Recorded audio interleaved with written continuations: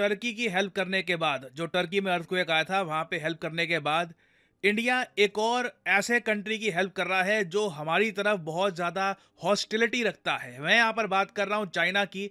Indian navy ने एक बड़ा ऑपरेशन स्टार्ट कर दिया है जिसके अंडर हम कोशिश कर रहे हैं कि चाइनीज़ फिशरमैन, जो चाइनीज़ नागरिक हैं, जो डूब रहे हैं कहीं इंडियन ओशन में, उनको हम बचा पाएँ। नाउ ये काम ऑफ कोर्स बहुत ही मुश्किल होगा क्योंकि चाइना के जो मछुआरे थे इलीगल तरीके से फिशिंग कर रहे थे एक जगह पर और फिर इनकी बोट डूब गई और 39 फिशरमैन डूब गए। 2 मछुआरों की बॉडीज मिल चुकी है, मतलब कि 2 डेथ्स कंफर्म हो चुकी हैं। तो अब कोशिश ये है कि बाकी 37 जो मछुआरे इंडियन ओशन में कहीं हैं उनकी जान हम बचा पाएं। नाउ ऑब्वियसली भारतीय नौसेना जब अपना इतना सारा इंफ्रास्ट्रक्चर, हमारा पोसाइडन P8 जो हमने यूएस से परचेज किया है, ये सब जब हम इस्तेमाल कर रहे हैं चाइना के सिटीजन्स को बचाने के लिए, चाइना को थैंक यू बोलना होगा। और चाइना से जब पूछा गया कि देखिए इंडिया आपकी हेल्प कर रहा है आपके फिशरमैन को बचाने के लिए, तो उसके रिस्पॉन्स में चाइना ने इंडियन नेवी की तारीफ करी और ये कहा कि हाँ बिल्कुल वी आर थैंकफुल कि इंडिया आज के समय हमारी हेल्प कर रहा है। मगर ऑब्वियसली क्वेश्चन यहाँ पर यह आता है कि पीपल्स रिपब्लिक ऑफ चाइना ये रहा, इनको अगर फिशिंग करनी है तो अपने इलाके के आसपास करो, मैक्सिमम पैसिफिक में थोड़ा सा आगे चले गए। ये लोग all the way Indian ocean में यूएसए के मिलिट्री बेस के पास, जी हाँ यूएसए के मिलिट्री बेस के पास फिशिंग क्यों कर रहे थे और क्या इंडिया को अलर्ट रहना चाहिए ऐसी फिशिंग शिप्स के बारे में? तो सबसे पहले जो प्रॉब्लम है इसकी मैं आपको जड़ बताता हूँ। चाइना बड़े स्केल पर इलीगल फिशिंग करता है दुनिया भर में। जी हाँ, जब मैं कहता हूँ दुनिया भर में, मेरा मतलब चाहे कोई भी ओशन हो, कोई भी देश हो, वहां पर चाइना के मछुआरे चले जाएंगे बिना परमिट के, बिना अप्रूवल के, और वहां पर मछलियां पकड़ना स्टार्ट कर देंगे। और ओवर द इयर्स कई देश हैं, फिलीपींस है, इंडोनेशिया है, even Australia, Papua New Guinea, उसके अलावा यहाँ पर चिले, पेरू, बहुत सारे देश हैं जो कंप्लेन कर चुके हैं कि चाइना के मछुआरे जिनको अपने इलाके में फिशिंग करनी चाहिए, ये अपने इलाकों में इतनी ज्यादा फिशिंग करते हैं कि यहाँ पर मछलियां बचती नहीं हैं, श्रिम्प्स बचते नहीं हैं। उसके बाद ये बाकी देशों का जो कोस्टल एरिया है वहां पर पहुंच जाते हैं फिशिंग करने के लिए। ऑफ कोर्स इसका रीजन ये है क्योंकि चाइना में सबसे ज्यादा मछलियां खाई जाती है। आप अगर लिस्ट देखोगे कंट्रीज की तो चाइना में एक बड़ी आबादी है जो फिश खाना पसंद करती है, तो डिमांड है तो सप्लाई पूरी करने के लिए कई मछुआरे इलीगल तरीके से भी फिशिंग करना स्टार्ट कर देते हैं। और सिंस हम यहाँ पर चाइना की बात कर रहे हैं जो एक बहुत बड़ी आबादी वाला देश है, तो जब भी इनके मछुआरे एक कंट्री को टारगेट करते हैं, मान लो जी श्रीलंका का केस ले लो, ठीक है, चाइना के मछुआरों ने कहा कि अच्छा यहाँ पे मछलियां अब बची ना, चलिए हम श्रीलंका के आसपास जाते हैं। तो जिस कंट्री को भी ये टारगेट करते हैं ना, उसके आसपास पहुंच जाता है चाइना का फिशिंग अर्माडा। अर्माडा जो एक वर्ड है ना, ये एक टाइम पर यूज किया जाता था एक नौसेना की बड़ी फ्लीट के लिए, मतलब बहुत सारी नेवल शिप्स आ रही है उसको कहते थे देखिए अर्माडा आ रहा है। और आज के समय देखो चाइना की जो ये फिशिंग शिप्स हैं ये भी इकट्ठा इतनी सारी आती है कि दूर से देखो तो लग रहा होता है कि इन्वेजन हो रही है, कोई अटैक सा हो रहा है। और सिचुएशन देखिए इतनी खराब है कि ये टॉपिक, चाइना की इलीगल फिशिंग का टॉपिक, क्वाड की मीटिंग्स में डिस्कस किया गया था 2022 में। क्वाड कंट्रीज ने मिलकर यह भी डिसाइड किया कि इलीगल फिशिंग पे हम रोक लगाएंगे और एक्शन लेंगे इसके अगेंस्ट। मगर ऑब्वियसली चाइना यहां पर सुनने वाला है नहीं।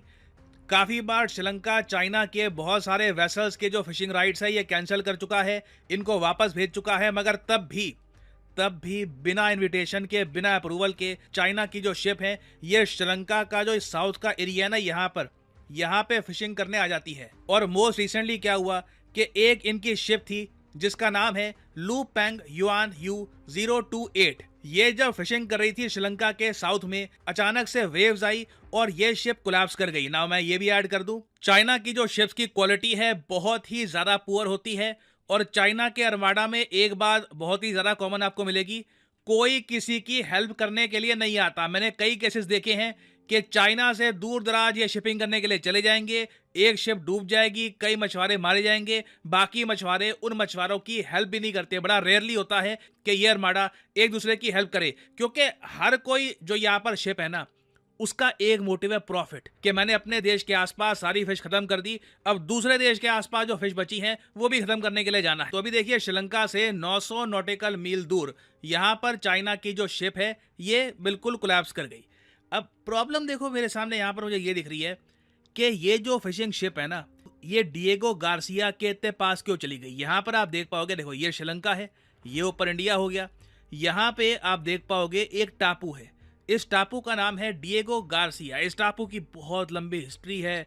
एक टाइम पर सिंगापुर का पार्ट हुआ करता था, फिर ब्रिटिशर्स ने इसको दे दिया यूएसए को। हिस्ट्री बहुत लंबी है, मगर आज के समय ये यूएसए का एक बहुत ही ज़्यादा इम्पॉर्टेंट मिलिट्री बेस है इंडियन ओशन में।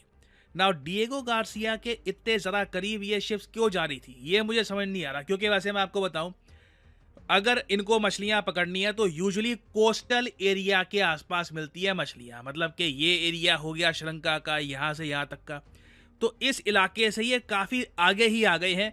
और मैं सरप्राइज नहीं होऊंगा कि कल को मान लीजिए इस टॉपिक से रिलेटेड कुछ और न्यूज़ सामने आए कि चाइना अपनी शिप्स का यूज़ करता है यूएसए पर स्पाइंग के लिए या फिर किसी और काम के लिए। But for the time being India देखिए मानवता को ऊपर रख रहा है।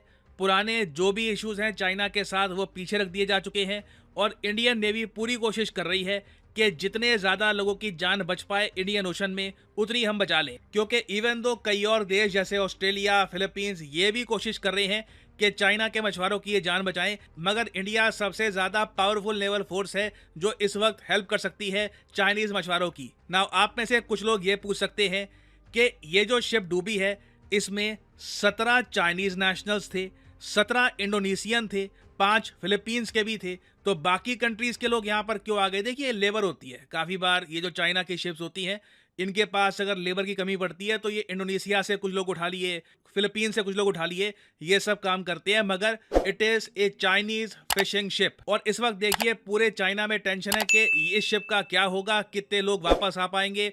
शी जिनपिंग खुद इस सिचुएशन को मॉनिटर कर रहे हैं, मगर मेरे हिसाब से अगर ऐसे इंसिडेंट्स को रोकना है, चाइना को पहली बात तो इलीगल फिशिंग दुनिया भर में रोकनी चाहिए। क्योंकि अपने देश से इतने ज़्यादा दूर इनके मछुआरे चले जाएंगे अगर, तो पहली बात तो इनकी जो बोट्स है उस पर डैमेज आएगा। जितना दूर आप जाएंगे बिना रिपेयर के, बिना सपोर्ट के, आपकी जो बोट्स हैं खतरे में आएंगी। उसके अलावा देखिए इलीगल तरीके से फिशिंग करना वैसे भी गलत है। तो अभी हमको देखना होगा कि चाइना के जो ये मछुआरे हैं, बाकी कंट्रीज के भी जो ये मछुआरे हैं, क्या ये बच पाएंगे या फिर नहीं।